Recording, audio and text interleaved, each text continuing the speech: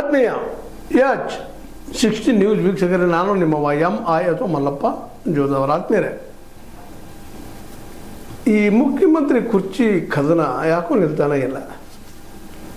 19 ತಾರೀಕು ಇವತ್ತು ಮುಗಿಲಿಗೆ ಬಂದ ಅಧಿವೇಶನ ಕೊನೆಯ ಅವರ್ನಲ್ಲೂ ಈ ಮುಖ್ಯಮಂತ್ರಿ ಆಗೋ ತಪ್ತಾ ಇಲ್ವಾ? BJPಗರಂತೆ ಕಾಡೋದು ಬಿಡ್ತಾ ಇಲ್ಲ. 2.5 ವರ್ಷ ಅಷ್ಟೇ ನಿಮ್ಮದು, ಹಿಂದೆ 5 ವರ್ಷ ಇನ್ನು ನಿಮ್ಮ ಸೀಟ್ ಹೋಗೋದ್ರಿ ಅಂತ ಒಂದು ಚವಾಳಿ ಮಾಡೋದು ಅಂತ ನಮ್ಮ ಕಡೆ ಉತ್ತರ ಕನ್ನಡದಲ್ಲೇ ಜೋಕ್ ಮಾಡ್ತಾಯಿದ್ರು. ಅದಕ್ಕೆ ಅವರು ನಗ್ತಾ ಹೇಳ್ತಾಯಿದ್ರು, ಇಲ್ಲಪ್ಪ ಹೈಕಮಾಂಡ್ ನನಗೆ ಕೊಟ್ಬಿಟ್ಟಿದೆ ಅಂತ ಅವ್ರು ಜೋಕ್ ಮಾಡ್ತಾ ಹೇಳ್ತಾಯಿದ್ರು. ಕರೆ ಅಂದರೆ ಕರೆ ತಿಳ್ಕೊಳ್ರಿ, ಸುಳ್ಳು ಅಂದರೆ ಸುಳ್ಳು ತಿಳ್ಕೊಳ್ರಿ ಅನ್ನುವಂಗಿತ್ತು ಅವ್ರ ಭಾಷೆ. ಆದ್ರೆ ಕಾನ್ಫಿಡೆನ್ಸ್ ಇತ್ತು, ನಾ ಮುಂದಿನ 2.5 ವರ್ಷ ನಾನಪ್ಪ ಅನ್ನುವಂಥ ಮಾತು. ಆದರೆ BJPಗರ ಮಾತ್ರ ಅಲ್ರಿ ಮೊದಲು ನಾನಾ ಮುಖ್ಯಮಂತ್ರಿ ಇದ್ರಿ, ಈಗ ನಾವು ಅಂತಿರಲ್ಲ ಏನಿದು ಅಂತ ಕೇಳ್ತಾಯಿದ್ರು.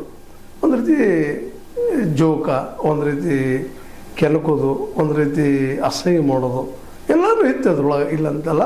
ಅದೇ ರೀತಿಯಾಗಿ ಸಿದ್ದರಾಮಯ್ಯರು ಸಹಿತ ಒಮ್ಮೆ ರೊಚ್ಚಿಗೆದ್ದಂಗೆ, ಒಮ್ಮೆ ಸರಳವಾಗಿ ಹೇಳಿದಂಗೆ, ಕಾನ್ಫಿಡೆನ್ಸ್ ಆಗಿ ಹೇಳಿದಂಗೆ, ಒಮ್ಮೆ ನಕ್ಕೋತ ಹೇಳಿದಂಗೆ ಇತ್ತು. ಅದೇನೂ ಆಗಲಿ, ಈ ಬೆಳಗಾವಿ ನಡೆದಂಥ ರಾತ್ರಿ ಊಟಗಳು ಡಿನ್ನರ್ಸ್ ಪಾರ್ಟಿಗಳು ಏನದಲ್ಲ ದೊಡ್ಡ ಶಬ್ದ ಮಾಡಾಯ್ತೇವೆ.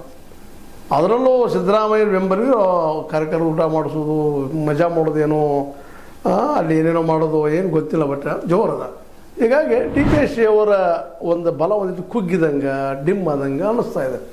ಹಾಗಂತ ನೆಗ್ಲಿಜೆನ್ಸ್ ಏನಿಲ್ಲಲ್ಲೇ, ಯಾಕಂದ್ರೆ ಇವರು ಮಾತಾಡೋದು ಭಾಳ ಎಚ್ಚರಿಕೆಯಿಂದ ತೂಕದಿಂದ ಮಾತಾಡ್ತಾ ಇದ್ದಾರೆ. ಜೊತೆಗೆ ಹೈಕಮಾಂಡ್ ನಮ್ಮ ಜೊತೆಗಿದೆ ಅನ್ನುವಂಗೆ ಜೋಕ್ ಮಾಡ್ತಾ ಹೇಳ್ತಾ ಇದ್ದಾರೆ.